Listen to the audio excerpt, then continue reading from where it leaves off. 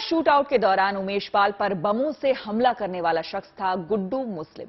लेकिन हत्या को सफलतापूर्वक अंजाम देने के बाद गुड्डू इस तरह से गायब हो गया जैसे वो वहां कभी मौजूद ही नहीं था। यूपी एसटीएफ उसकी तलाश में करीब 2 महीनों से अलग अलग राज्यों की खाक छान रही है, लेकिन इसका कुछ भी पता नहीं चल पाया है। इसीलिए हमारा जो अगला सवाल है वो उसी से जुड़ा हुआ है। तो हमारा अगला सवाल, जो छठा सवाल है कि लोकेशन की जानकारी मिलने के बाद क्यों पकड़ में नहीं आता गुड्डू मुस्लिम, ये एक बहुत बड़ा सवाल है।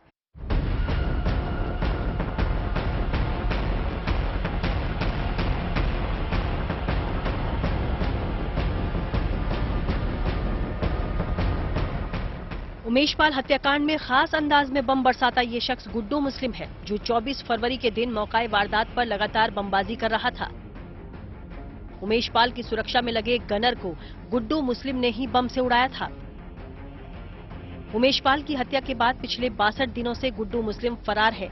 इन 62 दिनों में गुड्डू मुस्लिम देश के करीब दर्जन भर राज्यों में सफर कर एक जगह से दूसरी जगह पहुंचता रहा, लेकिन पुलिस उस तक नहीं पहुंच पाई। हालांकि कई दफा ऐसा हुआ कि गुड्डू मुस्लिम के छिपे होने की खबर पुलिस और एसटीएफ को तो पता चली, लेकिन जब तक पुलिस पहुंचती, गुड्डू हर बार पुलिस की आंखों में धूल झोंक कर फरार हो जाता है।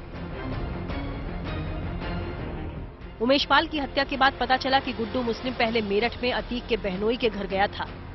इसके बाद गुड्डू मुस्लिम के झांसी में छिपे होने की जानकारी मिली। पुलिस वहां पहुंची तो असद और गुलाम हत्थे चढ़ गए, लेकिन गुड्डू यहां से भी भागने में कामयाब रहा। इन सब के बीच 15 अप्रैल को जब अतीक की हत्या हुई तो गुड्डू मुस्लिम ने किसी को व्हाट्सएप पर कॉल कर अतीक और अशरफ के मारे जाने की जानकारी ली थी। उस वक्त गुड्डू मुस्लिम कर्नाटक में था, लेकिन पुलिस जब तक पहुंची, गुड्डू यहां से भी भाग निकला। इसके बाद बमबाज गुड्डू के ओडिशा में छिपे होने की खबर मिली और यहां भी वो पुलिस को चकमा देने में कामयाब रहा। लेकिन अब गुड्डू मुस्लिम के छत्तीसगढ़ में छिपे होने की बात सामने आ रही है।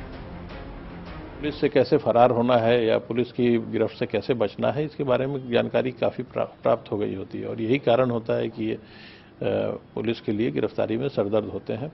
लेकिन एसटीएफ लगातार इनको ट्रैक करने की कोशिश कर रही है। बहुत सारी जानकारियां मिली भी हैं और उम्मीद है कि जल्द से जल्द गिरफ्तार। अब तक पुलिस और अपराधी की इस आंख मिचौली में गुड्डू आगे आगे है और पुलिस पीछे पीछे। गुड्डू जहां भी जाता है पुलिस पीछे पीछे पहुंचती तो है, लेकिन पुलिस को गुड्डू की परछाई तक हाथ नहीं लगती। हर बार गुड्डू भाग निकलता है।